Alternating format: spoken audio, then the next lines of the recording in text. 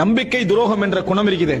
இது எதிரிக்கு கூட நம்ம செய்யக்கூடாத ஒரு குணம். இது ஸல்லல்லாஹு அலைஹி வஸல்லம் கேட்ட துஆக்கள் ஒன்று நம்ம என்ன பார்க்கிறோம்? மின் ஷமாத்தத்தில் அஅதா, எனக்கு நடக்கக்கூடிய அதாவது வீழ்ச்சி, எனக்கு நடக்கக்கூடிய பாதிப்பு, சோதனையில எதிரிகள் சந்தோஷம் அடையாத அமைப்புல என்னை பாதுகாத்து, எதிரிகள் சந்தோஷம் அடையாத அமைப்புல என்னை பாதுகாத்து விடு அப்படின்றான்.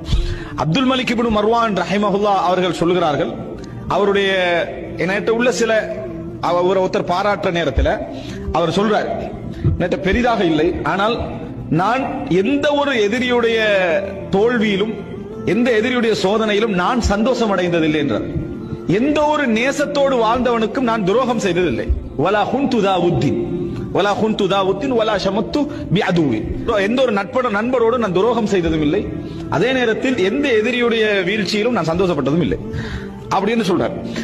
அப்ப ஒரு சிறந்த பண்புகள் ஒன்றாக அவர் என்ன செய்யறாரு, அதை சொல்லி